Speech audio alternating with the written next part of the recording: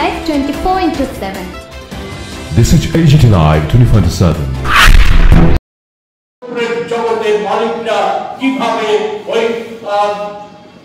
সরকারি দল ভারতীয় জনতা পার্টিকে কিভাবে অর্থের যোগান দিয়ে আসছে, সেই জায়গায় ওষুধ কোম্পানিগুলো কোটি কোটি টাকা বিজেপি নির্বাচনী তহবিলে জুগিয়েছে। এর নিরিখে ওষুধের কোম্পানিগুলো সেখানে খেয়াল প্রতিমতো দাম বৃদ্ধি করে চলছে। এই ক্ষেত্রে আমাদের এই আর্থিক যে আমাদের একটা ভয়ঙ্কর অবস্থা, দ্রব্যমূল্য বৃদ্ধি সহ আমাদের বেকারত্ব বৃদ্ধি, কৃষকদের আয় কমে যাওয়া, শ্রমিক ছাঁটাই, মজুরি কমে যাওয়া, এই সমস্ত অবস্থার মধ্যে আমাদের এসে যুগ হয়েছে। আমাদের দেশে যে বর্তমান সময়ে ট্রাম্প আমেরিকার প্রেসিডেন্ট হওয়ার পর আমাদের দেশের সরকারের যে ট্রাম্পের সাথে সমঝোতা করার যে নীতি, এর ফলে আমরা দেখছি একদিকে দেশের মান সম্মান এই সমস্ত যেমন বিসর্জন দিয়ে দিচ্ছে, তেমনি আমাদের দেশের অর্থনীতিকেও বিপর্যয় টেনে আনতে সাহায্য করছে। আমি সেই প্রসঙ্গে বিস্তারিত আজকের আলোচনায় আমি আনতে চাই না, আমি শুধু এক কথাটাই বলতে চাই যে ট্রাম্পের বন্দনা করতে গিয়ে, ট্রাম্পকে সন্তুষ্ট করতে গিয়ে মোদিজি গুগল ট্যাক্স, যে আন্তর্জাতিক ক্ষেত্রে বৈদেশিক সংস্থাগুলির গুগল ট্যাক্স গত 1 এপ্রিল থেকে 6% কমিয়ে দিয়েছে।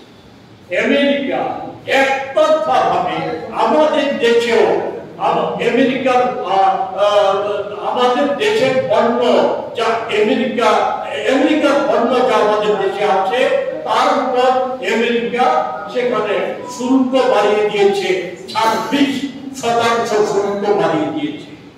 এটা সত্ত্বেও মোদিজি আমাদের দেশের বাণিজ্য মন্ত্রী, বিদেশ মন্ত্রী নীরব ভূমিকা পালন করেছে। অথচ চীন সহ অনেক ছোট বড় দেশ পাল্টা পদক্ষেপ হিসাবে তাদের পণ্যের উপরও তারা ট্যাক্স আমেরিকাতে যে সরবরাহ করে তার উপর ট্যাক্স বাড়িয়ে দিচ্ছে, কিন্তু ভারত সরকার নীরব ভূমিকা পালন করছে। এই জায়গায় দাঁড়িয়ে আমরা এ কথাটা বলেই আমাদের বিষয়টাকে আমরা আজকে লিখিত ভাবে বিষয়টাকে আমরা শুধু সংযোজন করার ক্ষেত্রে এই কথাটাই বলতে চাই। আমাদের দেশে সম্প্রতি 10 দিনের ব্যবধানে যে ওষুধের মূল্য বৃদ্ধি এবং গতকাল যা আজ থেকে চালু হয়ে গেছে রান্নার গ্যাসের সিলিন্ডার পিছু উজ্জ্বলা যোজনা সহ গ্যাস সিলিন্ডারের দাম 50 টাকা বৃদ্ধি এবং সিএনজি গ্যাসে 1 টাকা বৃদ্ধি, পেট্রোল ডিজেলে 2 টাকা করে শুল্ক বৃদ্ধি, যা আগামী দিনে পেট্রোল পণ্যের দাম বা খোলা বাজারে দাম বৃদ্ধি প্রায় নিশ্চিত। এই জায়গাতে শুধু এক কথাই বলবো যে এটা হচ্ছে যে খাতে নুন ছিটিয়ে দেওয়ার মতো অবস্থা ভারতবাসীর হয়েছে। মধ্য দিয়ে এর মধ্যে যুগ হয়েছে আমাদের দেশে বিনিয়োগকারীরা জানেন এগুলি নিয়ে বলতে চাই না, বিদেশি বিনিয়োগ তুলে নিয়ে যাচ্ছে। এতে নতুন মাত্রা রয়েছে। গতকাল আমাদের শেয়ার বাজার থেকে 20 লক্ষ কোটি টাকা উঠান। এসব ক্ষেত্রে মোদিজির নীরব। সেই জায়গায় দাঁড়িয়ে আমাদের দেশের প্রথিত যথা অর্থনীতিবিদরা, ভারতের জাতীয় কংগ্রেস গত বাজেট অধিবেশনের প্রাককালে বাজেট আলোচনায় অধিবেশনে উপস্থিত করার চেষ্টা করেছিল ভারতীয় অর্থনীতিকে পুনরুদ্ধারে, ভারতের শ্রমজীবী মানুষ, বেকার, মধ্যবিত্ত কৃষক, জনসাধারণকে রক্ষার্থে বিকল্প অর্থনীতি গ্রহণের ক্ষেত্রে 1991 সালে আমাদের দেশে গৃহীত পদক্ষেপগুলি এবং 2004 সাল থেকে 14 সাল পর্যন্ত গৃহীত পদক্ষেপগুলিকে লক্ষ্য রেখে আমাদের দেশের অর্থনৈতিক নীতি প্রণয়ন করা, আমাদের দেশ পরিচালনা করার এই ক্ষেত্রগুলিকে, এই কথাগুলিকে অবজ্ঞা করা হচ্ছে। আমাদের দেশের অর্থনীতির বিশেষজ্ঞদের মতামতকে অগ্রাহ্য করা হচ্ছে। এমনকি মোদিজির যে অর্থনীতির প্রধান উপদেষ্টা, ওনার মতামতকেও অগ্রাহ্য করে মোদিজি দূষণ করে চলছে আমাদের তার বন্ধু আদানি আম্বানি সহ আমাদের দেশের যে অল্প সংখ্যক মানুষ সেই মানুষের যে মুনাফা কর্পোরেট জগৎ তাদের মুনাফাকে স্ফীত করার জন্য এসবের প্রতিবাদে এই মূল্যবৃদ্ধি জনিত অবস্থার প্রতিবাদে জাতীয় কংগ্রেস দেশব্যাপী যে অন্যান্য যে জরুরি কর্মসূচি নয় এই ক্ষেত্রে কর্মসূচি গ্রহণ করতে চলছে আমাদের রাজ্য প্রদেশ কংগ্রেস। আমরা আন্দোলন সূচি জারি রাখবো। এই আন্দোলন সূচিকে সহায়তা করার জন্য প্রচার মাধ্যমের মধ্য দিয়ে আমরা রাজ্যবাসীর কাছে আবেদন করব, দল মত নির্বিশেষে সকলকে এই যে পণ্য মূল্য বৃদ্ধি জনিত যে সমস্যা, ওষুধের মূল্য বৃদ্ধি জনিত যে সমস্যা, এর প্রতিবাদে ঐক্যবদ্ধ আন্দোলন গড়ে তোলার এগিয়ে আসার আহ্বান জানিয়ে আমি আমার কথা বলার চেষ্টা করছি। সংবিধান প্রদেশ কংগ্রেসের পক্ষ থেকে আমরা শুভেচ্ছা এবং অভিনন্দন।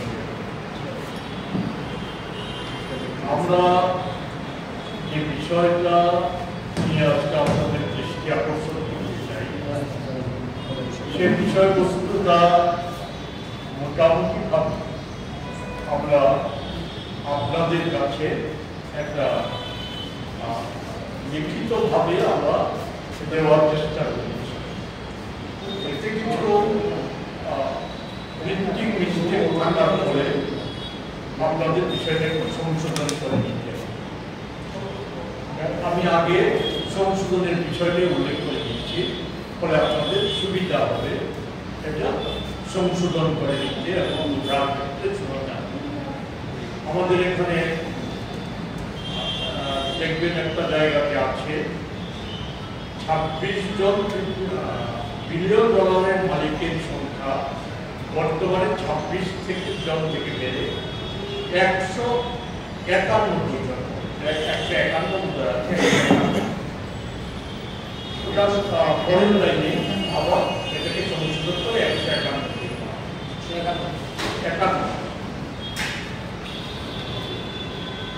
তারপরে দেখবেন ইউপিএ সরকারের তুলনায় মাসে 10 টাকা সাশ্রয় হচ্ছে। তারপর একটা শব্দ বাদ পড়ে গেছে, সংসার চালানো। সংসার শব্দটাকে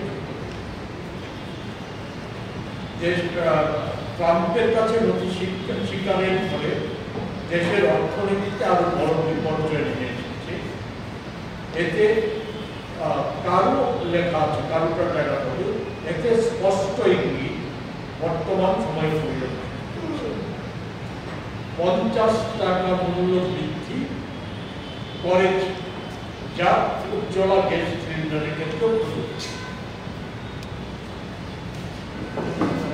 এর পরের পৃষ্ঠায় আছে মামলা শুনানি, সোয়ালের জায়গায় শুনানি করে। লোকসভা নির্বাচনের পূর্বে নির্বাচনী বন্ধ আছে, এটা বন্ধ রায়ের জায়গাতে আছে রায়ের পর শব্দটা যুক্ত। নির্বাচনী তহবিল, নির্বাচিত তহবিল আছে, তাহলে এর জায়গাতে হবে নির্বাচনী তহবিল।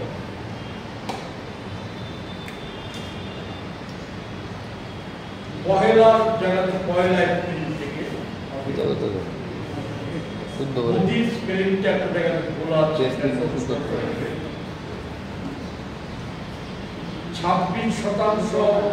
ট্যাক্স এবং 10% গ্যাস লাইন আছে, গ্যাস লাইনের জায়গাতে করে দিতে হবে গ্যাস লাইন ডিউটি।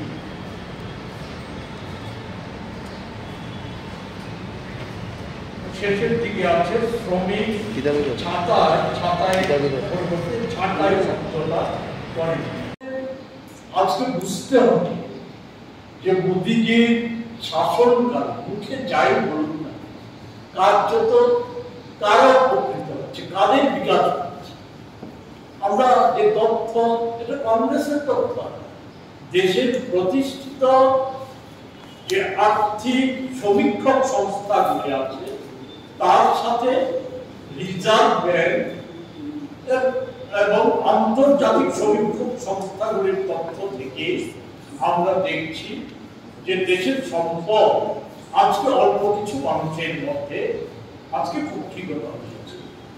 সম্পদশালী মানুষ এটা মোদীর শাসনকালে খুব তাদের সংখ্যা, তাদের অর্থের পরিমাণ এবং সংখ্যা খুব দ্রুততার সাথে বাড়ছে। অন্যদিকে দরিদ্র অংশের মানুষ আরে দরিদ্র হচ্ছে।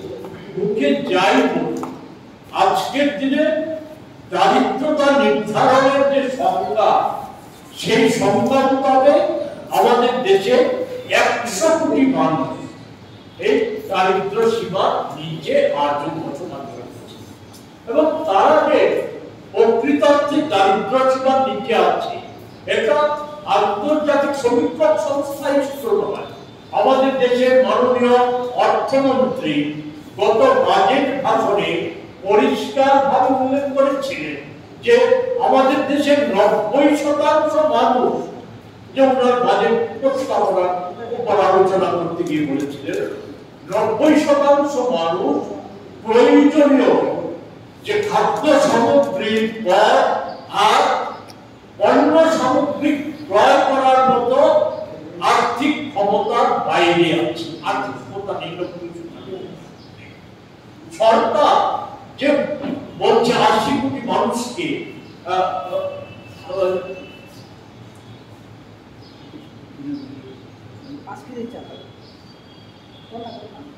80 কোটি মানুষকে বিনামূল্যে খাদ্য সরবরাহ করছে, এর মধ্যে মাধ্যমে তো দারিদ্রতার স্বীকৃতিটা বেরিয়ে আসছে। এক্ষেত্রে আমরা বলতে চাই যে 14 কোটি মানুষ আছে সেই যে পরিষেবাটা, সেই পরিষেবাটা পায়। এতে কার্যত ইউপিএ সরকারের সময় থেকে এ সময়ে কি মোদী সরকার কোনো বেশি সাহায্য করছে?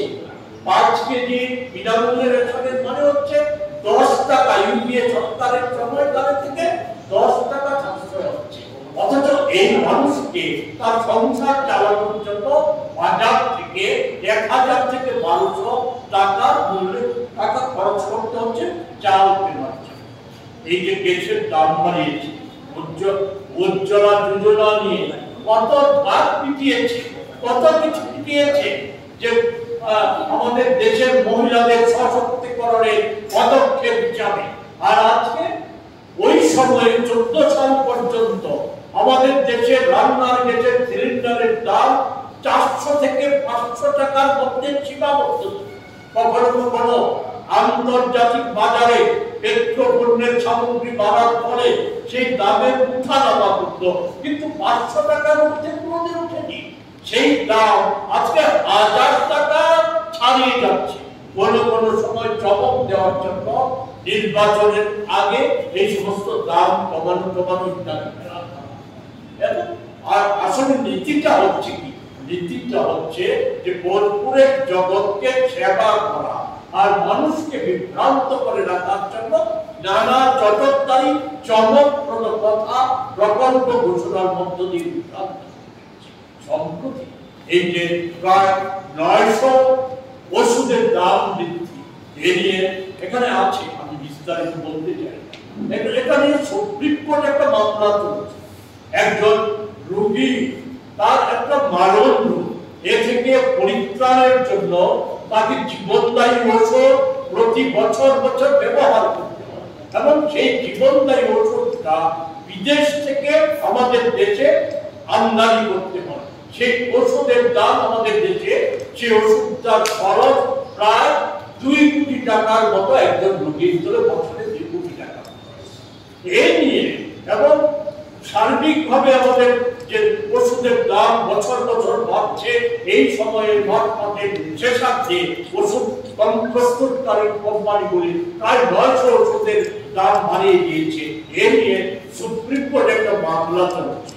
এই মামলার যে শুনানিতে যে মামলাকারীর পক্ষের আইনজীবী সেখানে নানা যুক্তির অবতারণা করতে গিয়ে একটা যুক্তি দেখিয়েছেন, তথ্য দিয়েছেন। যে তথ্যটা হচ্ছে যে জীবনদায়ী ওষুধটা ক্রয় করতে বছরে আমাদের দেশে একজন রোগীকে 200 কোটি টাকার মতো ব্যয় করতে হয় সেই জীবনদায়ী ওষুধটা আমাদের পার্শ্ববর্তী দেশ পাকিস্তানে এবং চীনে সেই দেশের যে সেই রোগে আক্রান্ত রোগীরা অনেক স্বল্প মূল্যে সেই ওষুধটা এটা এর যে সত্যতা এটা নিয়ে কোনো প্রশ্ন নেই, কারণ ভারত সরকারের অ্যাটর্নি জেনারেল থেকে শুরু করে সরকারের পক্ষীয় উকিল অ্যাডভোকেটরা কেউ এই তথ্যের কোনো বিরোধিতা করেনি এবং সুপ্রিম কোর্ট সেখানে তার যে সুপ্রিম কোর্টের বিচারকরা তাদের মতামত রাখতে গিয়ে চূড়ান্ত শুনানি এখনো হয়নি,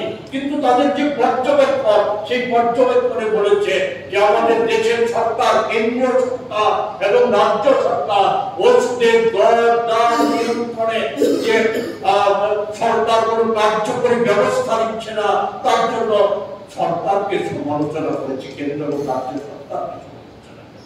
এই যে ধরুন ওষুধের দাম বাড়লো, আমাদের ড্রাগ কন্ট্রোল কমিশন, স্বাস্থ্য দপ্তর, কেন্দ্রীয় সরকার, মোদিজি বা স্বাস্থ্যমন্ত্রী তার উপর বক্তব্য আছে, কারণ বক্তব্য রাখবে। আমরা তো দেখেছি গত লোকসভা নির্বাচনের প্রাক্কালে ওই নির্বাচনী বন্ড নিয়ে সুপ্রিম কোর্টের যে রায়, সেই রায়ের পরিপ্রেক্ষিতে এসবিআই যে তথ্য দিয়েছিল দল মত নির্বিশেষে সকলকে এই যে পণ্য মূল্য বৃদ্ধি জনিত যে সমাজকে স্থিত করার জন্য এসবের প্রতিবাদে এই মূল্য বৃদ্ধি জনিত অবস্থায় প্রদেশ কংগ্রেস আমরা আন্দোলন ছুটি জারি রাখবো। এই আন্দোলন ছুটিকে সহায়তা করার জন্য আমাদের তার বন্ধু আগামী আম্বানি সহ আমাদের দেশের যে